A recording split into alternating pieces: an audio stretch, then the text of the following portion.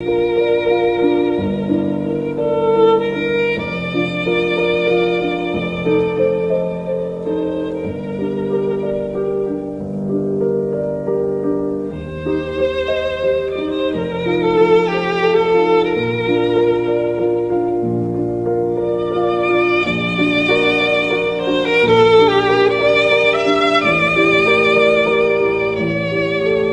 gente, então a gente já falamos muita coisa, né? Essas 2 semanas aí anteriores. E tem mais hoje. Então a gente falou dessas 3 itens aqui e começamos o quarto ali, evolução moral. Então vamos continuar na evolução moral. Semana passada nós escolhemos 3 assuntos dentro do quesito evolução moral para falar. Falamos de 2 semana passada: reencarnação e a dor. O que elas são, o que elas significam, né? Por que elas estão aqui nas nossas vidas. Hoje a gente vai falar sobre os inimigos. É complicado. Bom, os inimigos. Então, vamos voltar a uma das figuras que a gente já usou aqui desde a primeira parte. A gente mostrou algumas imagens, essas imagens têm que estar na nossa cabeça o tempo todo. A imagem é uma delas, essa daqui, né? A escala espírita. Então, quando a gente começa a entender, na luz da filosofia espírita, os inimigos, a gente olha para isso e fala assim: vamos parar e pensar aqui. Quem está para o lado de lá, tipo os puros, os superiores, quantos inimigos eles têm? Muitos? Talvez nenhum, né? E para o lado de cá? Basicamente, quanto mais para cá, basicamente a sensação é que só tem inimigo. O mundo está contra mim, estão todos contra mim, né?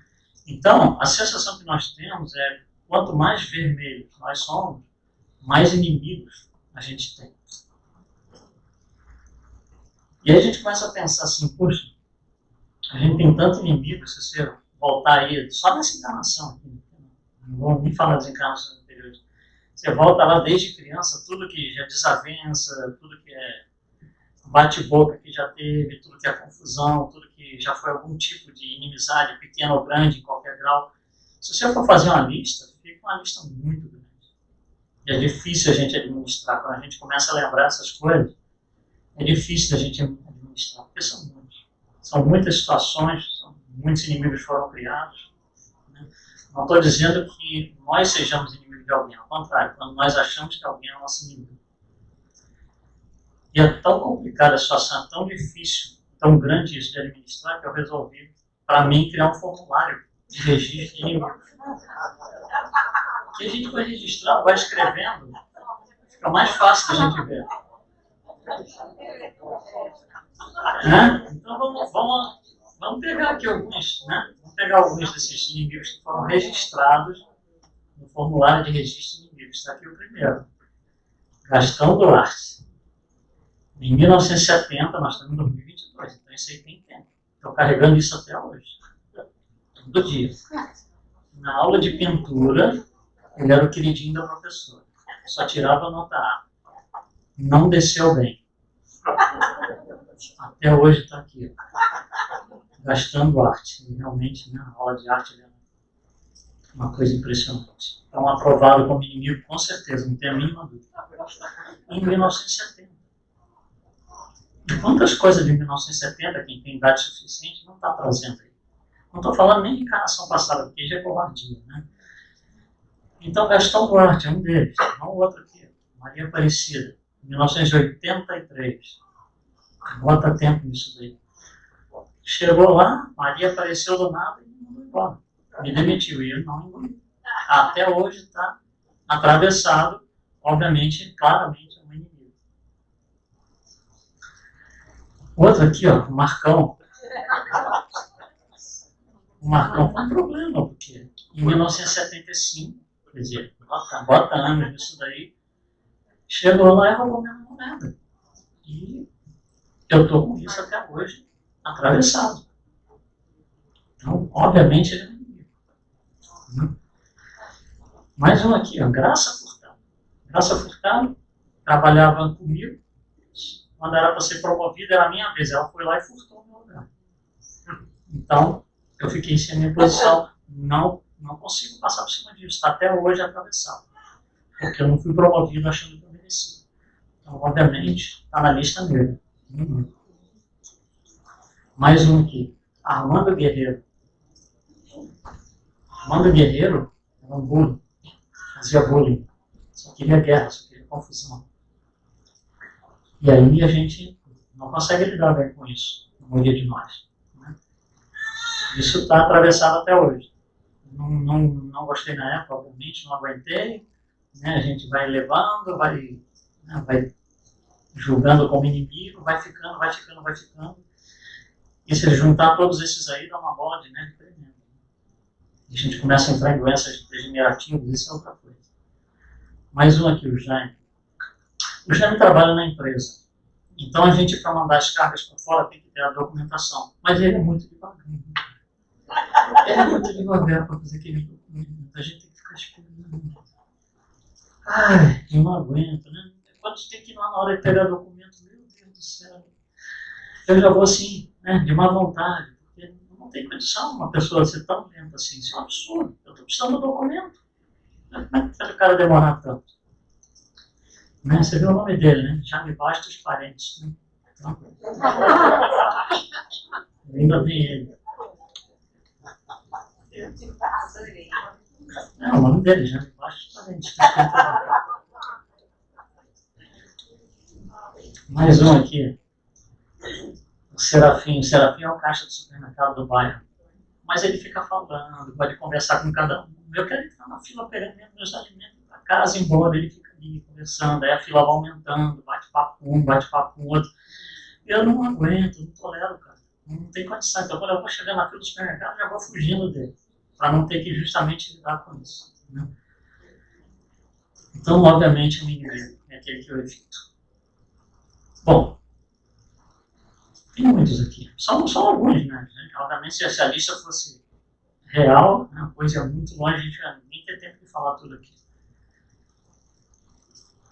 Mas olha só, quando a gente olha para esse pessoal todo, será que eles são realmente os inimigos? Será que são eles os inimigos? Não são eles. Os inimigos são isso aqui. O que é um inimigo? É aquele que entra no nosso caminho e nos atrapalha a caminhada. Esse é um inimigo. Aquele que está dificultando a caminhada. Então não é o Marcão, não é a Graça Furtado, não é nenhum desses. Os inimigos estão aqui, ó. Esses estão atrapalhando a minha caminhada. Esses daqui estão me tirando do sério. Então, se a gente está olhando de outro lado, lembra que a filosofia espírita ensina a gente a olhar para tudo que é outro lado. Esse é o propósito dela. E a gente tem uma dificuldade muito grande, vou falar nisso daqui a pouco. Mas se esse pessoal aqui não são os inimigos são todos esses vícios, o que essas pessoas representam? Porque estamos mudando de paradigma.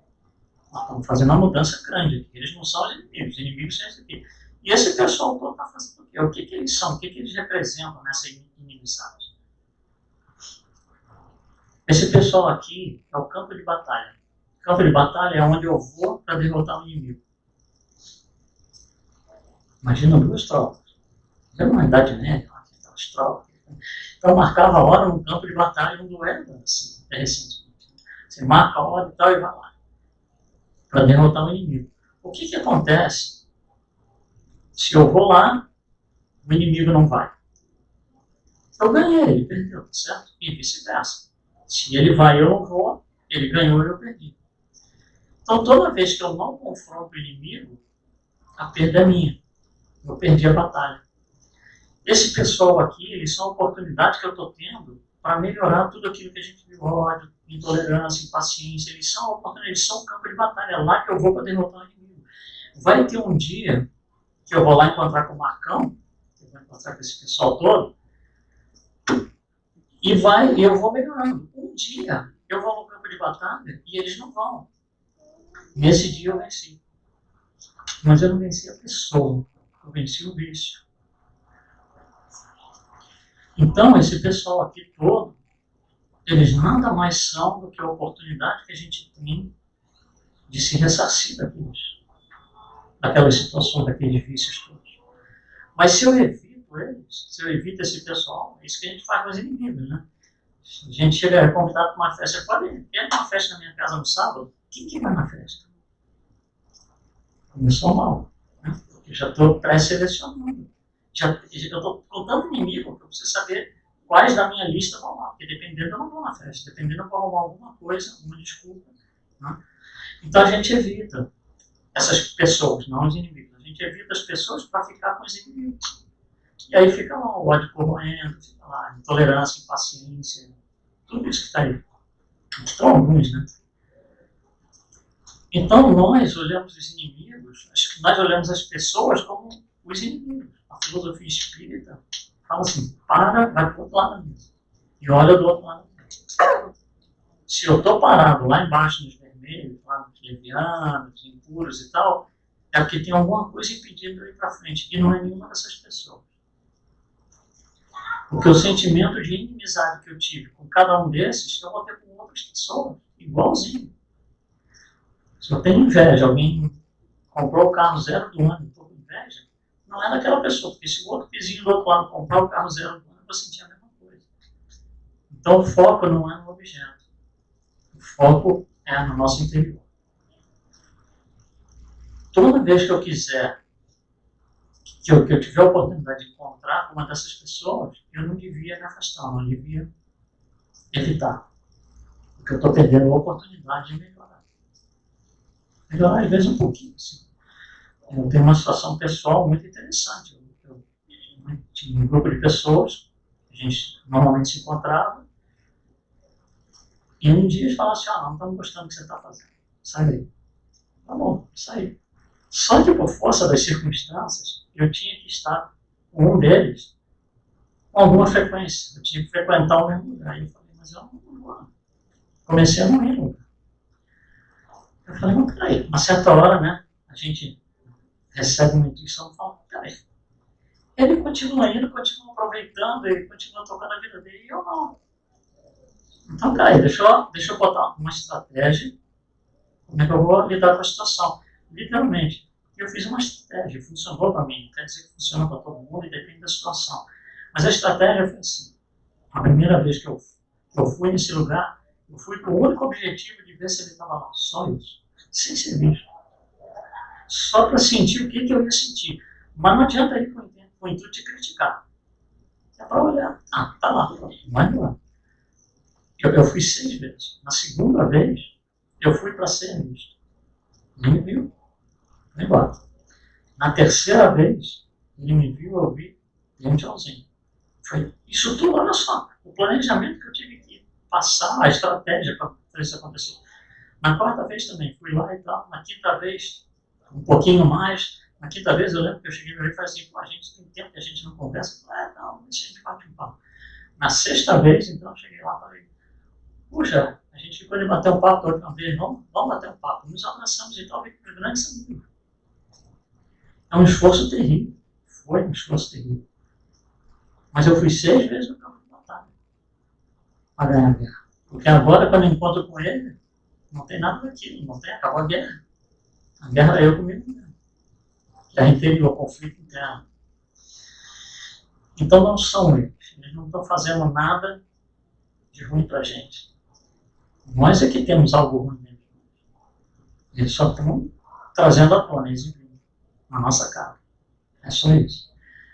Então você vê que a ideia que a gente tem dos inimigos é reversa, segundo o pensamento espírita. Porque a filosofia espírita olha tudo pelo outro lado. Então, com essa ideia de que o espiritismo olha tudo pelo outro lado, a gente vai tirar um monte de conclusão sobre tudo que a gente falou aqui até agora. Então, primeira coisa, vamos tomar algumas situações práticas. A gente vai pegar 6 ideias aqui, não dá para fazer muito, então vamos pegar 6 ideias aqui e trabalhar com elas. Eu vou deixar a nossa figurinha aqui, porque a gente vai precisar olhar para ela. Tá? Então, os vermelhos aqui embaixo estão mais atrasados, os verdes lá para cima estão mais adiantados, os escuros, azul, Jesus, por exemplo. Então, por exemplo, situações como agressividade. Eu coloquei agressividade. Então, alguém é agressivo com a gente. Ninguém agrediu a gente. Lembra que a gente falou da outra vez que se você está no mesmo nível da pessoa, você está no postulado materialista, Você está exatamente fazendo com ele o que ele está falando com você no plano material. Naquela hora, é o dente por dente, olho por olho. Você está assim. Filosofia espírita ensina que é assim. Então, o que significa, quando você olha pelo lado de cima para baixo, o que significa uma pessoa agressiva? Significa que a pessoa não está sabendo pedir ajuda, mas ela está precisando. É só isso. Ela precisa de ajuda. É como um animal, por exemplo. Às vezes a gente vê nos vídeos, né, os animais ficam presos no campo, né, bota a patinha lá e engata a patinha em um lugar. E alguém vai lá tentar ajudar. Eles vejam quase querem matar, dilacerar a pessoa que está ajudando. É a forma que eles estão dizendo que eu preciso de ajuda. Eles não sabem de outra forma. Então a pessoa que está agredindo, quando a gente está lá em cima, dando para baixo, a gente tem que entender isso. A pessoa está precisando, está querendo ajuda, não está conseguindo se expressar. Essa é a forma de expressão dela. Então, quando alguém agride, adianta agredir de volta? Não adianta, até porque os nossos filhos pequenininhos nos agridem. Já. De vez em quando eles ficam bravos, fecha a mão e vem batendo nas nossas pernas. Mas isso para nós é a mesma coisa. E agressividade é qualquer outra coisa nesse sentido. Qualquer uma das coisas que vão na mesma linha. São formas de expressão dos espíritos que estão precisando de ajuda, mas não sabem pedir. Então eu posso fazer um monte de coisa. A única coisa que eu não posso fazer é agredir. Porque se eu agredir, a única coisa que ele vai entender é: você não serve para me ajudar. E eu perdi uma grande oportunidade. Eu posso até não fazer nada. Já é melhor do que agredir. A gente pode até, olha, calma aí, né? Ah, mas eu quero brigar, não. Depois a gente conversa, vou para casa amanhã, a gente conversa. Pronto. Não fez algo necessariamente positivo, por assim dizer, mas não agrediu de volta. Agredir de volta é um preço muito alto que a gente paga. Então a agressividade é um deles. Mas qualquer coisa nesse sentido. Eu peguei um aqui. Outra ideia. Violência doméstica. Super complicado. A gente vê notícias aí na internet, né? Toda hora isso acontecendo no mundo inteiro. Não só aqui, no mundo inteiro acontece. Aí você pergunta pro cara: por que você bateu nela? Quase todos eles respondem a mesma coisa: porque eu amo essa mulher. Amor é um espectro. Lembra? Amor, quando tem muito pouco amor, não dá para usar o mesmo termo, porque confunde, a gente usa ódio.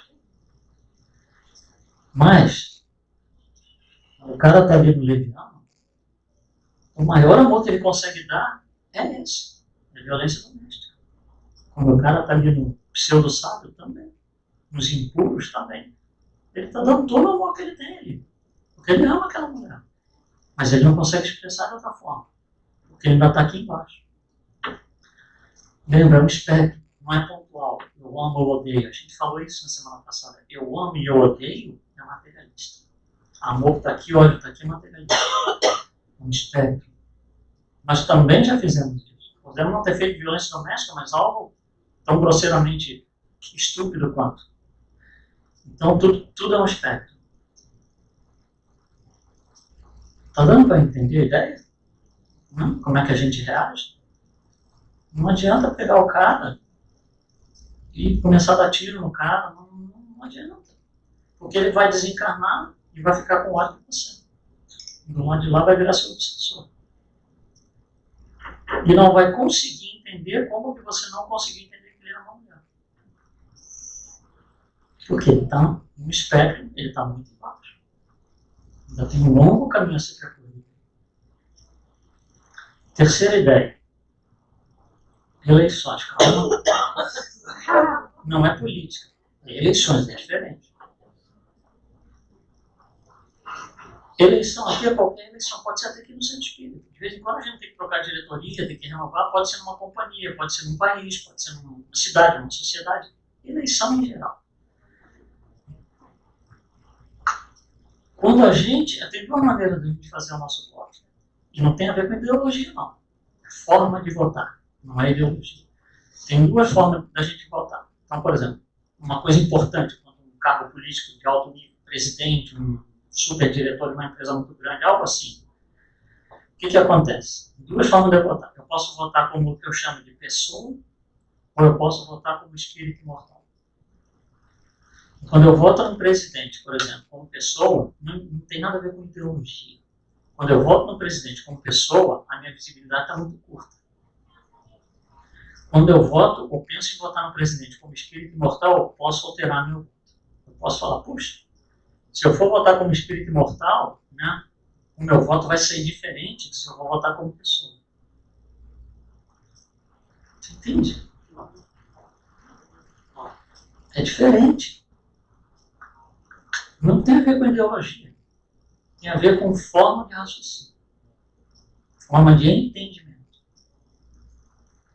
Então, tal pessoa que está sendo eleita, tal cara, tal, se aquele cara ganhar, se aquela pessoa ganhar, no dia seguinte eu vou ter um benefício direto enorme.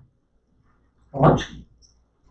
Tá. E se eu não votar nele, o que acontece? Se eu votar nele, o que acontece daqui a 3 gerações? Porque daqui a 3 gerações eu tenho volta aqui.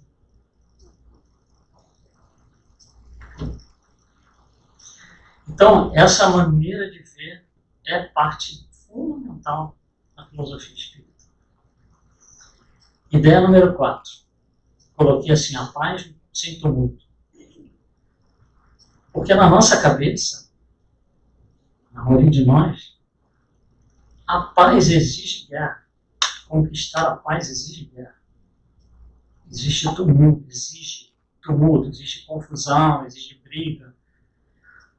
Como se fosse algo que eu tivesse que conquistar fisicamente. Quando, na verdade, a paz já está ali. Lembra que eu falei do astronauta lá em cima? Na primeira aula, o cara falou, essas estrelas estão tudo na mais santa perfeita paz. A paz já está ali. Eu que tenho que ser conquistado por ela. Para isso eu tenho que me desencastelar. Sair da minha muretinha de orgulho lá e tal, com todas as minhas armas, agressividade, bullying, não sei o que lá. Eu tenho que sair disso para permitir, me desencastelar, para permitir que a paz chegue até mim. Então a ideia, por exemplo, não sei se vocês conhecem aqui o aeroporto de Atlanta, que já passou. É o maior aeroporto do mundo em termos de número de passageiros, 100 milhões de passageiros por ano.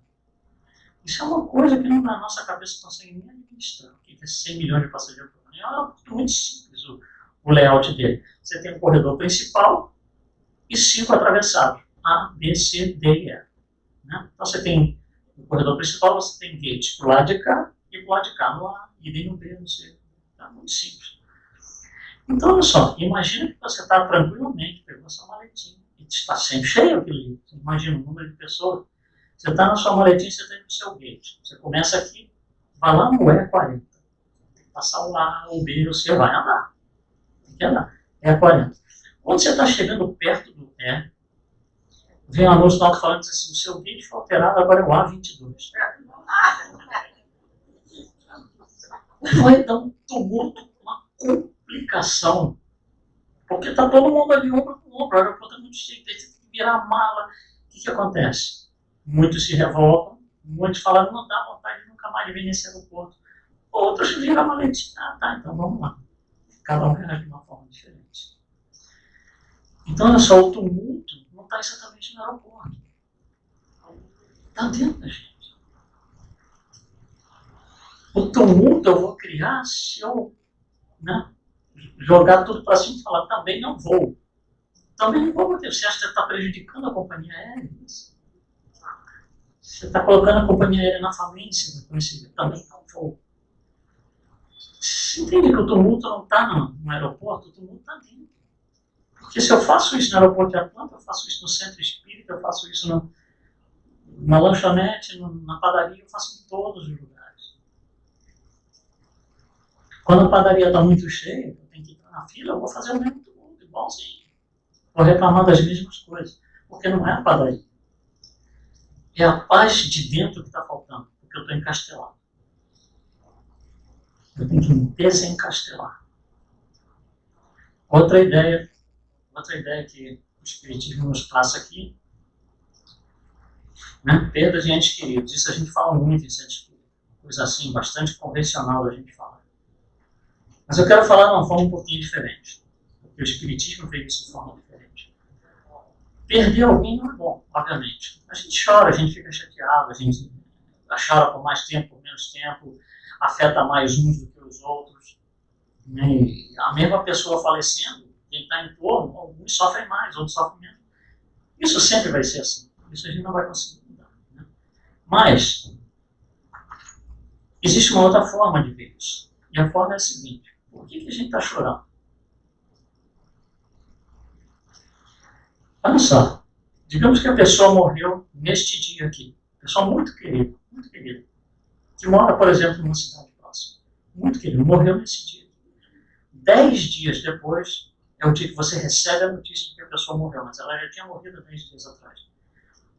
Como é que você se comportou nesses 10 dias? Normalmente. Certo?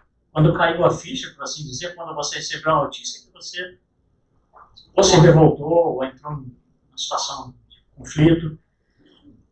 Então não é a falta física da pessoa, porque ela já não estava aqui. Só que você não sabia. Quando você soube, o que mudou não foi a presença física, foi a percepção. Então agora eu estou com outra percepção da situação. Você ainda vai ficar bravo porque durante 10 dias não te contaram nada. Isso acontece. Então o que está acontecendo? Tudo bem, houve perda de um ente querido, mas por que você está nesse conflito? Você só entra no conflito quando entra a percepção, não a falta física. Eu vou colocar da seguinte forma: o conflito é a pessoa não está mais ali, mas ela está no seu coração, de alguma forma. O amor não morre. Então tem conflito. Está aqui, mas não está aqui. Como é que pode? É um conflito isso. Né? Eu olho e não vejo, mas está aqui dentro. Então a filosofia espírita nos explica, a gente poderia colocar uma frase que é a seguinte: existe presença em cada ausência. Você está sofrendo porque tem presença. Se for uma pessoa que não te faz a mínima diferença, você fala, olha, morreu alguém lá no outro canto do mundo e tal, morreu, não sei, 300 pessoas por causa do terremoto. Porque aquelas pessoas não são queridas, não estão aqui no nosso coração. Então existe presença em cada ausência. Então quando existe uma perda de um ente querido, a gente foca na ausência. A gente jamais foca na presença, que é o tempo que a gente passou com aquela pessoa, o que a gente aproveitou, o que a gente fez de bom, o que essa pessoa nos trouxe de valores, né? Que valores ela nos ajudou a desenvolver, o que ela significou para mim nessa vida. O que eu também significa para ela também, tem o seu mérito aí. Mas a gente normalmente não vê assim. A gente foca na ausência, não na presença, mas existem duas. Existe a ausência física, mas a presença espiritual. Você viu um negócio assim, 180 graus a mudança de pensamento espírita? Por isso que é difícil pensar espírita. Por isso que é difícil a filosofia espírita e muita gente vai embora. E o último aqui, perdão. A gente fala em termos práticos, né? Essas 6 ideias. Bom, perdão é um negócio muito grande, muito complicado. A gente vai falar algumas palavrinhas só, porque é algo que a gente tem que lidar no dia a dia. Lembra que eu botei aqui os inimigos todos? Tudo aquilo ainda está atravessado que não vai perdoar. Tudo aquilo está aqui. Nenhuma daquelas pessoas vai perdoar. Bom, perdão. Se você plantar perdão, você colhe paz. A árvore da paz é uma semente. A semente chama perdão. Eu não posso estar em paz com esse monte de inimigo que eu listei aqui no meu formulário de registro de inimigo. Eu não posso estar em paz. E para estar em paz, eu preciso ter fechado todas as portas do passado. Então a gente planta perdão para colher paz. Ou ao contrário, se eu quero colher paz, eu tenho que plantar perdão. Ele nos ensina isso. Segundo, perdoar não é só pedir perdão, é também conceder perdão. Muitos de nós, não aqui, falando de sociedade, humanidade, muitos de nós não conseguem conceder o perdão. Não, mas se eu não conceder perdão, a pessoa vai pagar o que ela me fez e fica ali. Então, não conceder perdão é tão ruim quanto, ou talvez até pior, né? Porque pedir perdão, você depende do outro um pouco. Conceder perdão, você não depende de ninguém, só de você. Não fazê-lo é pior do que não conseguir obter o perdão de alguém. Mas é uma escolha que a gente faz. Então, toda vez que eu tenho a oportunidade de conceder perdão a alguém, é a sementinha que eu estou colocando ali, ó, que um dia vai me trazer árvore da parte do meu quintal. Terceiro, esse é o mais desafiador, é perdoar quem não sabe pedir perdão, quem não consegue nem pedir perdão. Você sabe que a pessoa tem uma situação e tal, você sabe que a pessoa gostaria de te pedir perdão, mas ela não consegue. Nem isso ela consegue. Esse é o grande desafio, você perdoar essa pessoa. Você conceder perdão a essa pessoa, que não consegue nem pedir perdão. De tão encastelada que ela está, de tão entravada que ela está. Então, essas 6 formas são ideias da nossa vida prática que a gente passa por isso todo dia. E o Espiritismo nos traz um olhar diferenciado. Então, sobre o Espiritismo em si, muita coisa a gente já falou aqui ao longo de tudo, como que ele pode me ajudar, como que ele pode fazer. O número 1 é a gente mudar a filosofia de vida. Daí a ideia da gente trazer esse cenário todo, filosofia espírita, para explicar o que ela está nos trazendo, o que ela está nos dizendo. Agora, não pode ter conveniência. Eu não posso chegar e adaptar o espiritismo para a minha conveniência. Eu não posso chegar no livro dos espíritos e dizer assim, não, essa pergunta eu vou tirar, porque não é boa. Não gostei dessa pergunta. Eu não posso chegar no item 4 do capítulo 10 do Evangelho e tirar a frase que diz o ódio é coisa de espírito inferior. Não posso fazer isso. Porque foi assim que nós conquistamos 41 mil denominações de cristianismo. Tirando coisas daqui da Bíblia, daqui do Novo Testamento. Passamos por coisas horríveis, como 1611, na Inglaterra, King James olha para a Bíblia e fala, tá, isso aqui não serve, essa parte aqui tira fora. Recompôs a Bíblia com outros livros e ali começou a Igreja Anglicana, que é praticada no Reino Unido e Inglaterra. Isso você está trazendo a brasa para a sua sardinha. Se você fizer isso com o Espiritismo, você está criando a denominação número 41 de cristianismo. Mas você não está no Espiritismo, você segue fora dele. Qualquer tentativa de adaptar e tal, perguntar e contestar, contestar no bom sentido, né? Peraí, vou entender isso aqui. Sim. Agora, não, isso aqui não serve. Isso aqui não. Esse livro aqui não é bom. Isso não. Segundo, o grande desafio, a mecânica de raciocínio trazida pelo Espiritismo. Talvez a maior delas a gente falou aqui, nas 3 aulas, o espectro. O espectro, bem, mal, céu, inferno, não são lugares que não é pontual assim. Amor, ódio, são parte do mesmo espectro. Justiça e vingança são parte do mesmo espectro. Então, o espírito que está aqui embaixo, vermelho, ele reage a situações que ele não acha corretas com vingança. O espírito que está lá em cima está falando, não, isso é justo.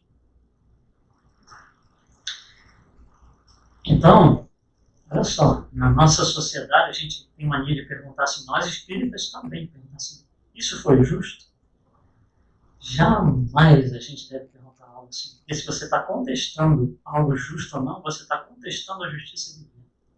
Você está indo de frente, você pegou... Deus botou ele aqui na sua frente e está olhando feio para ele. De frente. A pergunta em si nem procede. Jamais devemos perguntar se algo é justo ou não. E por que isso? Porque o Espiritismo nos ensina a não olhar os fatos, olhar as consequências dos fatos. Essa é a grande diferença. Se eu olhar o fato, é paradigma materialista. Eu não sei a história, eu só sei aquilo ali que eu ouvi, ou que alguém me contou. E aí, se a gente está no paradigma materialista, você olha para Jesus sendo posto na cruz e diz, é injusto. Aí Deus fala assim, você está dizendo que eu sou injusto? Olha a dívida aumentando. Agora, quando você olha pelo outro lado, o Espiritismo foca nas consequências, não no fato, você sai do fato que um homem foi colocado na cruz barbaramente e vai para o fato de o que aconteceu depois disso, o que gerou isso aí. Gerou 3 bilhões de cristãos. Gerou uma coisa maravilhosa, uma mensagem de amor, em busca da paz, em busca do companheirismo, fraternidade, caridade e tudo mais que a gente conhece. Mas quando eu olho no fato, é completamente diferente. Dá para entender? Tá dando para entender como é que está funcionando a lógica? Então a mecânica de raciocínio é completamente diferente. O cara que está na violência doméstica, esta é a melhor encarnação dele. Como é a minha, como é a sua, como foi Bin Laden e Hitler. Todos nós estivemos na nossa melhor encarnação. Ele também. Ele já foi pior que aquilo. Mas eu só consigo ver isso quando eu subo, quando eu estou olhando lá de cima para baixo. Se eu estiver olhando assim na mesma linha materialista, é dente por dente, olho por olho. E aí não vai para frente. Aí tem inimigo. Inimigo pessoa física, que não está deixando ela andar para frente. E não é nada disso. Bom, a regra áurea, isso é muito conhecido, muito famoso, fazer aos outros o que queremos que os outros façam para nós, que na verdade tem a ver com o ressarcimento. Né? Ressarcimento, mas é um processo educativo. A gente conseguir aprender isso antes de realizar nossas ações. Eu vou realizar essa ação, mas se o cara fizer isso comigo, não, então deixa eu falar, não vou fazer. Por que é difícil? Porque isso não está automatizado no nosso perispírito.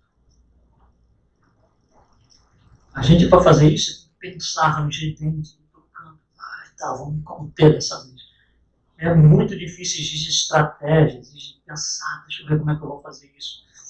Respira fundo. Então tem um tremendo conflito ali para a gente conseguir fazer isso.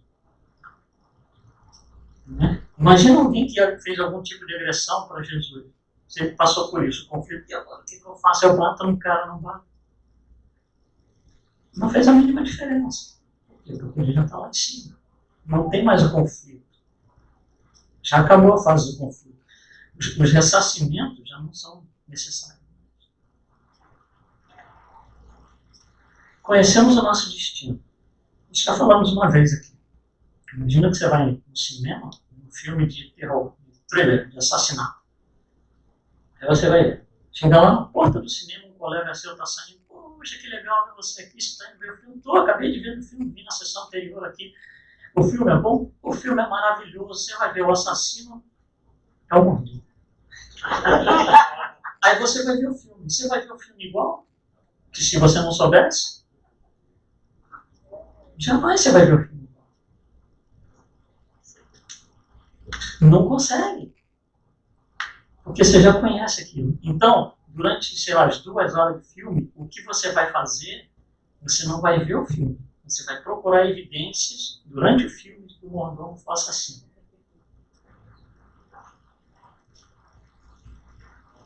Não é? Porque muda completamente a perspectiva. Se eu não soubesse, não, esses filmes são espertos. Uma hora você acha, pô, fulano, mas daqui a 5 minutos, não pode ser, tem que ser o outro. Daqui a 10 minutos, não, mas tem que ser aquele. Não, porque os filmes são assim. Né? Justamente a graça do filme é você ser levado para um lado, empurrado para o outro e tal, e você mesmo se complica no meio, fala, não sei mais quem.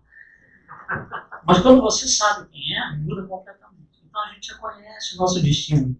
Alguém já veio de lá e já saiu do filme e disse assim, olha isso. Usou um monte de médios em Minas e um homem, um professor francês, para colocar tudo isso para a gente. O professor foi lá, escreveu 10.000 páginas através das médias e nós temos esses livros aqui. Nós já sabemos o final do filme. E se nós já sabemos o final do filme, a gente poderia viver de forma diferente. A gente poderia viver como verdes e não como vermelhos. Então, vou resumir essa ideia na seguinte frase. Viva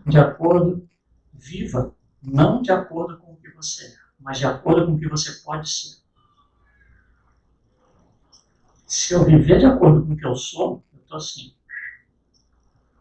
Se eu viver de acordo com o que eu posso ser, eu estou assim. Não é a mesma coisa.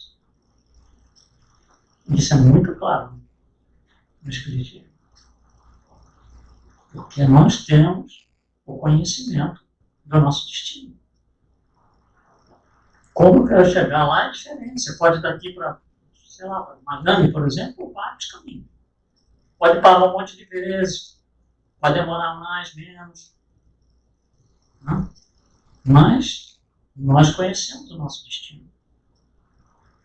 Então, temos a possibilidade, depende do livre-arbítrio, mas temos a possibilidade de fazer bom uso dessa informação.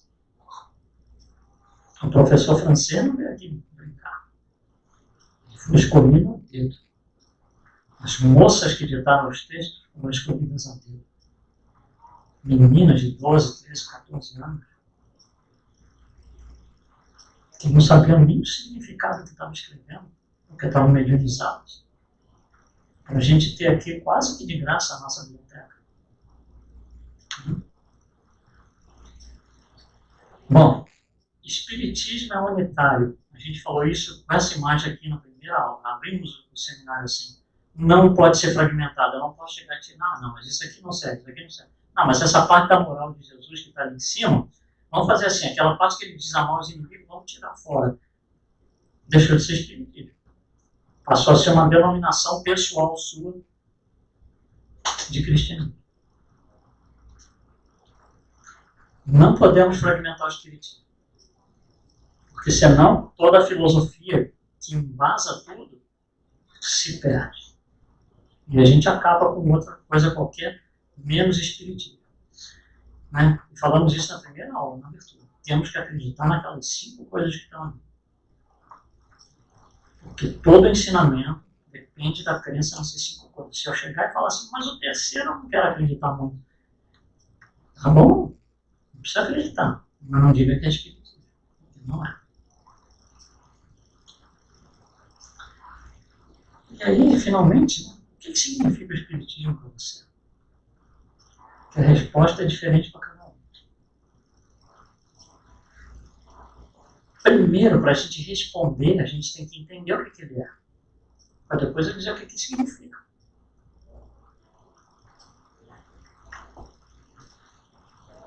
A gente ainda está na fase de entendimento. No melhor caso, nós estamos na nossa segunda encarnação de espírito. No melhor caso. Então, o nosso perispírito está contaminado por religiões anteriores, por sistemas de crença anteriores a ele. Por séculos, milênios.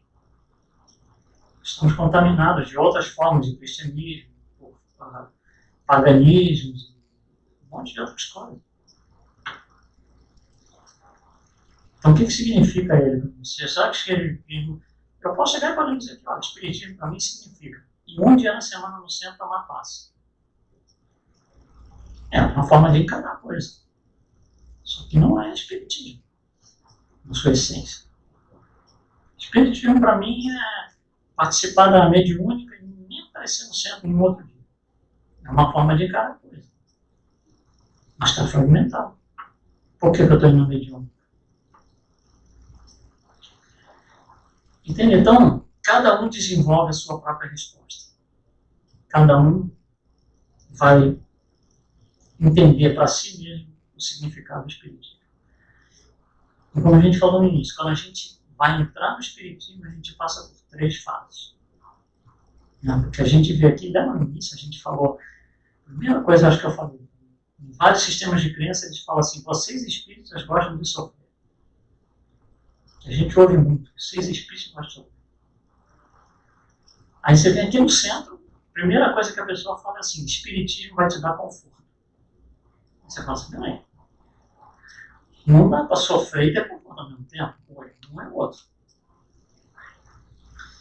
Já é complicado a gente começar assim, entender assim. Então a gente está em busca de conforto.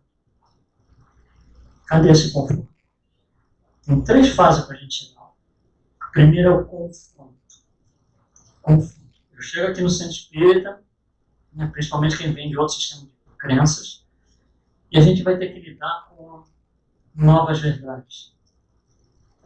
Coisas que a gente não está trazendo do passado. A gente vai ter que encarar outras verdades, vamos ter que assimilar isso e vamos ter que comparar isso que está sendo trazido com o meu inventário de crenças. Botar lado a lado e fazer assim, ó, o espiritismo faz isso, fala isso, mas eu estou aqui ainda.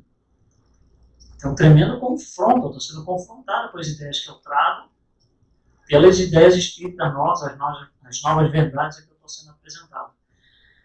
Né? Então, no momento inicial, é confronto. É quase como você fosse assim.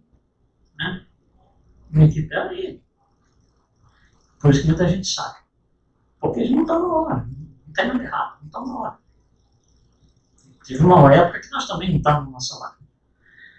Então, toda essa ideia do confronto, de você ter que lidar de frente com a verdade nova, incomoda. Dá desconforto. Que é o estágio número 2. Nesse desconforto, eu vou ter que pegar o que eu aprendi lá em cima no primeiro e entender aquilo contra aquilo que eu estou trazendo de fora. Eu vou ter que passar por um monte de ressignificações. Eu vou ter que ressignificar céu, inferno, Deus, castigo, sofrimento, morte. Um monte de conceitos eu vou ter que ressignificar. Leva tempo. Não é em 3 sessões aqui de palestra pública que a gente vai conseguir isso. Leva muito tempo. Isso aqui vai dar dor. Lembra que a gente falou que dor é um mecanismo de evolução moral. Isso dá dor. Dá muita dor. Porque quando você está no desconforto, no meio do caminho, você está indo, está difícil e tal, morre um parente próximo. E aí? Onde você vai achar conforto quando você ainda está aqui? Você ainda está naquele... Aí o conflito é geral, porque você fala, não, mas a morte tem todas essas circunstâncias, eu quero chorar e tal, não sei o que lá. Mas o Espiritismo diz que não é tão ruim assim, coloca de outra forma. Mas e o conflito que eu estou ali? Então, tremendo desconforto. A segunda etapa. Tremendo desconforto. E aí, finalmente, a gente cai na terceira parte, que é o conforto, quando eu já passei por tudo isso. Aí sim. Aí, eu me libertei dos inimigos. Não tem mais inimigo. Pode ver a pessoa que vier. Porque se ele me agredir, eu vou encarar de outra forma. Se ele me fizer ficar impaciente, eu ainda vou ficar impaciente. Mas eu já estou entendendo de forma diferente a minha impaciência. Então, não tem mais os inimigos, eu já estou me libertando deles. A gente começa a ficar preenchido na alma com as ideias espíritas. Começa a ficar preenchido. Então, por exemplo, alguém vem aqui na frente, no início, no final, faz aquela oração bonita e tal, a nossa alma está preenchida. A gente já está botando um pezinho ali na terceira parte, nesses momentos. E aí a gente adquire a convicção, e aí sim, vai embora, deslancha. Todos nós estamos em uma dessas 3 fases. Todos nós temos que passar pelas 3 fases. Ninguém chega aqui no primeiro dia e sai confortável plenamente. Você pode ouvir uma palavra amiga, que no momento te serve de carinho e tal, mas por um acidente, uma perda de um ente querido, mas para ser internalizado, ele tem que estar automatizado no nosso perispírito. Se eu ainda estou reagindo a situações, eu tenho que pensar, peraí, o Espiritismo fala isso, mas eu ainda não estou automatizado no perispírito. Por exemplo, Jesus fazendo caridade, eu não tinha que pensar como é que eu vou fazer. Peraí, deixa eu ver como é que eu vou fazer. Não tem estratégia, não tem que estar automatizado no perispírito, é o normal dele. Tanto quanto a gente abre a boca e fala. Então, para esses espíritos puros, os que estão lá em cima, caridade é a linguagem deles. Está automatizado no perispírito. tudo que ainda não está automatizado no nosso perispírito, quando vem à tona, dá conflito, a gente está no desconforto. Para sair do desconforto, só vindo aqui, estudando, primeiro entendendo tudo isso. Né? Quem sabe eu consegui colocar de alguma forma proveitosa para vocês nessas 3 semanas, nem sei se vocês me aguentaram tanto tempo aí. Mas a ideia do espiritismo é essa, é ver pelo outro lado. Olha só, se você tem uma situação, pode ser aqui na rua, um acidente de carro simples, 2 carros bateram. Por exemplo. Você está aqui, aí você explica como é que foi a batida. Mas o cara que está aqui, do outro lado da rua, ele pode explicar a batida de uma forma completamente diferente. Para o mesmo evento. Por quê? Porque um está de um lado, o outro está do outro. É a mesma coisa. Nós estamos desse lado da vida. O espiritismo está trazendo informação do outro lado da vida. Daqueles que não estão olhando, a gente ir embora. Daqueles que estão olhando, a gente chegar. Por exemplo. Daqueles que não estão olhando o tamanho da nossa agressividade. Mas daqueles que estão olhando o quanto eu tenho que fazer ainda. E assim vai. Então, usando aquela imagem que a gente usou na escala espírita, a ideia é que a gente sempre consiga se projetar nas situações do lado verde para olhar com outros olhos. Viver como eu posso ser, não como eu sou. Tá bom, gente? Bom, obrigado aí por me aturar em tanto tempo. A gente se vê na próxima vez.